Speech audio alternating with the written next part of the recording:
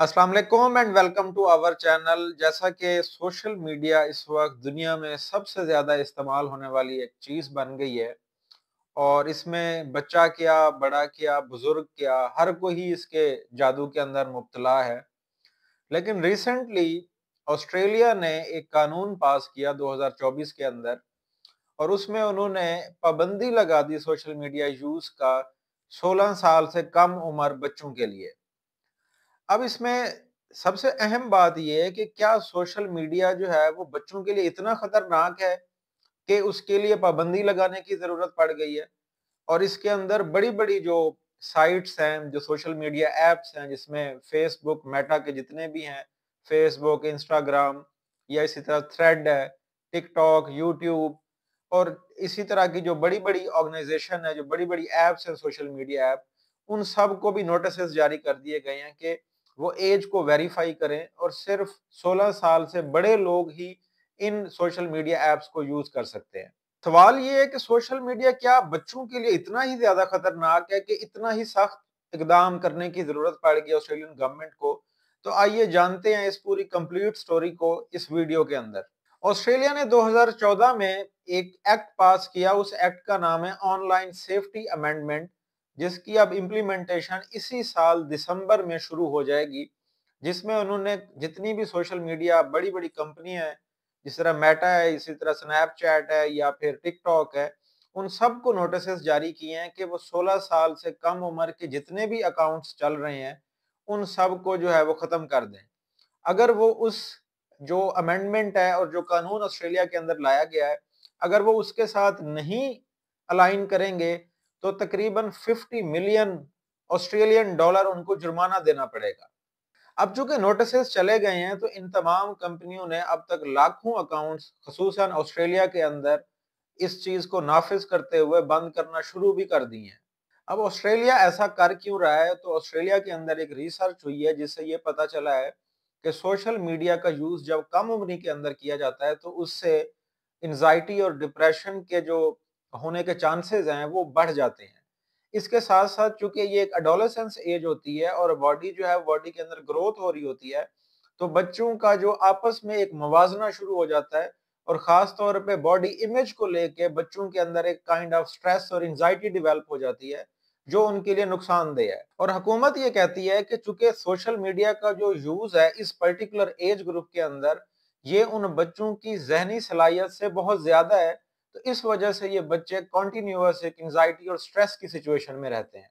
इसके अलावा एक बहुत ही खौफनाक एक और चीज है जिसे कहते हैं साइबर बुलिंग।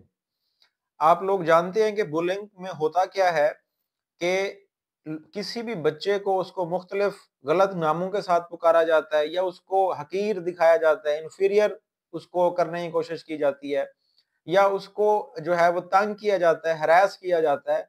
तो ये तो फिजिकली होता था कॉलेजेस के अंदर या स्कूलों के अंदर। अब चूंकि बच्चों का ज्यादातर टाइम सोशल मीडिया पे गुजरता है, तो ऑस्ट्रेलिया के अंदर एक रिसर्च हुई है जिसमें इस पर्टिकुलर एज ग्रुप के बच्चों से पूछा गया कि क्या वो ऑनलाइन जो है वो बुलिंग फेस कर रहे हैं या नहीं कर रहे। तो आपके लिए ये हैरान कुन बात है कि 40% बच्चों ने कहा कि वो इस साइबर बुलिंग का शिकार हो रहे हैं। अब चूंकि बच्चे 24 घंटे सोशल मीडिया प्लेटफॉर्म के ऊपर रहते हैं तो उनके लिए कोई खास स्पेस भी नहीं क्रिएट होती कि जहां से वो, लेट सपोज अगर फिजिकल बुलिंग हो रही है तो बच्चा वहां से एस्केप कर सकता है, किसी दूसरी जगह पे छुप सकता है, घर चला जा सकता है। लेकिन चूंकि ये ऑनलाइन प्लेटफॉर्म है जो कि जिसके ऊपर बच्चा हर वक्त अवेलेबल है, तो ये एक्सपर्ट्स का भी ये मानना है, इसी तरह हुकूमत का भी ये मानना है कि चूंकि ये इसके ऊपर हर वक्त है, इसलिए बच्चे के लिए कोई एस्केप भी नहीं है। तो ये उसकी सेहत के ऊपर और उसके जहन के ऊपर बहुत ही नेगेटिव असरात छोड़ता है। इसलिए हुकूमत चाहती है कि कम से कम 16 साल से और 16 साल और 16 साल से कम उम्र जो बच्चे हैं उनको इस इशू से जो है वो बचाने की जरूरत है।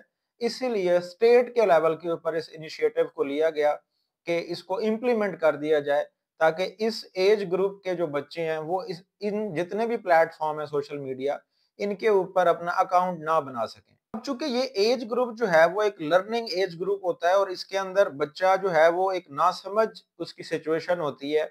और हम सब लोग जानते हैं कि सोशल मीडिया के ऊपर मुख्तलिफ वायलेंस की वीडियोस आ रही होती हैं, लड़ाई झगड़े की वीडियोस आ रही होती हैं اور اسی طرح اڈلٹ کنٹینٹ بھی پڑا ہوتا ہے، پورنوگرافی اور اس طرح کی سیکشول مٹیریل بھی سوشل میڈیا کے اوپر اویلیبل ہوتا ہے۔